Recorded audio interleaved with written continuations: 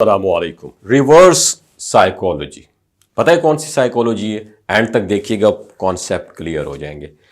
جب پیچھے ہٹنے سے نا لوگ آپ کے قریب آتے ہیں، اسے ریورس سائیکالوجی کہتے ہیں.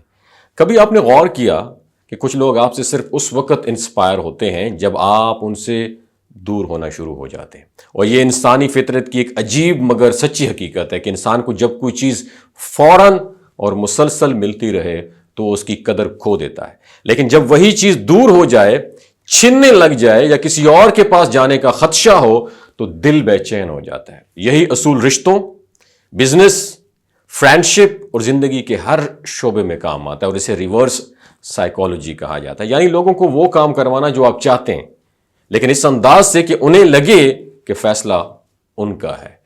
پوائنٹ نمبر 1 یاد رکھیے گا، مکمل دستیابی کا اثر ختم ہو جاتا ہے جب آپ ہر وقت کسی کی بات مانتے ہیں، فوراً جواب دیتے ہیں اور ہر موقع پر اویلیبل ہوتے ہیں تو آپ کی اہمیت دل سے اتر جاتی ہے. دوسروں کو لگتا ہے کہ آپ تو ہمیشہ یہی ہوتے ہیں. اب ذرا پلٹ کے دیکھیے 1 منٹ کے لیے. آپ اگر کبھی کبھار مصروف ہو جائیں، جواب دینے میں تاخیر کریں یا اپنی توجہ کسی اور طرف مبذول کر لیں تو وہ شخص چونک اٹھتا ہے. وہ سوچتا ہے یہ کیا ہوا، یہ شخص تو ہمیشہ میرے لیے حاضر ہوتا تھا، اب اچانک کہاں غائب ہو گیا. یہ وہ لمحہ ہوتا ہے جب ریورس سائیکالوجی اپنا جادو دکھاتی ہے. پوائنٹ نمبر 2، موقع کو نایاب دکھائیں.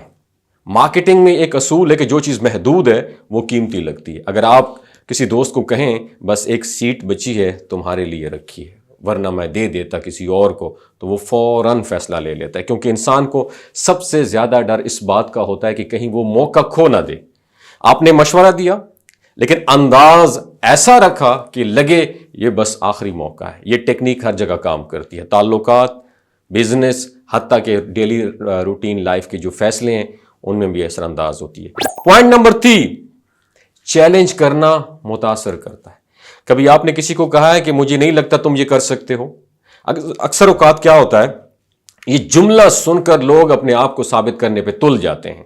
یہ انسان کی انا کا معاملہ بن جاتا ہے. جب کسی بچے کو بار بار پڑھنے کا کہا جائے تو وہ ٹال سکتا ہے، لیکن اگر آپ اسے یہ کہیں چھوڑو یار تم سے نہیں ہوگا تو وہ شاید اسی وقت کتاب اٹھا لے، صرف اس لیے کہ وہ آپ کو غلط ثابت کر سکے. یہ نفسیاتی حربہ بڑے کام کا ہے، خاص طور پر ان لوگوں پر جو خود کو کمتر سمجھنے لگتے ہیں. اور پوائنٹ نمبر 4 یاد رکھیے، دوسروں کو اہمیت دے کر توجہ کھینچیں.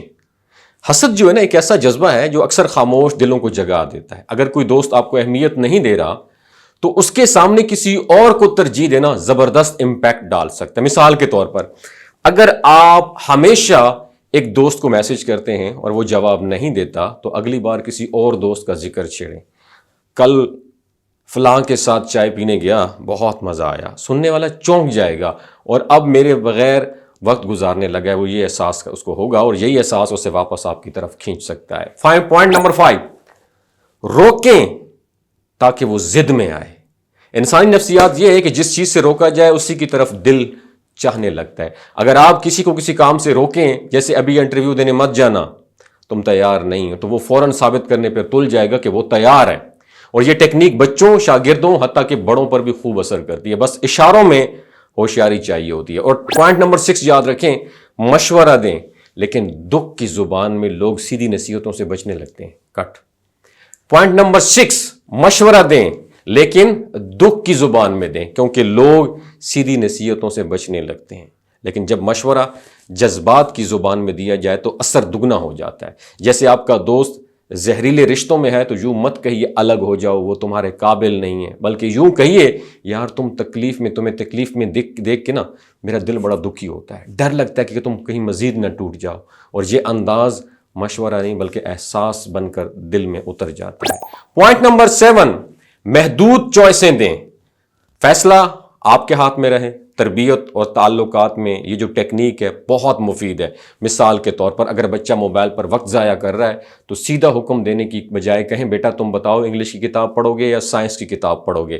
اب وہ سمجھے گا کہ انتخاب اس کا ہے، چوائس اس کی ہے، مگر اصل میں دونوں آپشن آپ نے طے کیے ہوئے ہیں. اور یہی طریقہ رشتوں میں بھی استعمال ہوتا ہے. مثلاً کہیں آج باہر جانا ہے، تم بتاؤ پارک چلیں یا کیفے چلیں. فیصلہ اسی کا لگتا ہے لیکن ڈائریکشن آپ نے ہی دی ہوتی ہے. پوائنٹ نمبر 8، خاموشی وہ کہہ جاتی ہے جو الفاظ نہیں کہہ پاتے. جب کوئی بحث یا الزام دے رہا ہو تو بعض اوقات خاموشی سب سے طاقتور جواب بن جاتی ہے. خاموشی دوسرے انسان کو اندر سے ہلانے لگتی ہے. وہ سوچتا ہے کیا میں غلط ہوں یا میں بول کیوں نہیں رہا ہوں. یہ لمحہ اس سے یہ ریئلائز کرواتا ہے کہ معاملہ سنجیدہ ہے. آپ کی خاموشی اس کی ضمیر سے بات کرنے لگتی ہے اور الفاظ سے کہیں زیادہ امپیکٹ ڈال دیتی ہے. پوائنٹ نمبر 9، جان بوجھ کر مصروف ہو جائیں. اگر آپ چاہتے ہیں کہ کوئی آپ کی قدر کرے تو خود کو ہر وقت دستیاب مت رکھیں. کبھی کبھار نظر انداز کریں، جواب دینے میں وقت لگائیں اور خود کو کسی اور مصروفیت میں ڈال دیں. جب وہ دوسرا شخص دیکھے گا کہ آپ اس کی غیر موجودگی میں بھی خوش ہیں یا آگے موو کر رہے ہیں تو وہ بے چین ہونے لگے گا اور یہ احساس اسے دوبارہ آپ کے قریب کھینچ لائے گا. اور ریورس سائیکالوجی ایک ایسا نفسیاتی ٹول ہے جو اگر سمجھداری سے استعمال کیا جائے تو زندگی کے ہر شعبے میں کامیابی کا دروازہ کھل سکتا ہے. بس بات صرف اتنی سی ہے کہ ہمیشہ سیدھے راستے سے بات منوانا ضروری نہیں ہے. کبھی کبھار تھوڑا ہٹ کر چلنا زیادہ امپیکٹفل ہوتا ہے. یاد رکھیں، لوگوں کو کنٹرول مت کریں، انہیں بس یہ احساس دلائیں کہ کنٹرول ان کے ہاتھ میں ہے، جبکہ اصل کنٹرول آپ کے پاس ہو. اپنا بہت خیال رکھیے گا.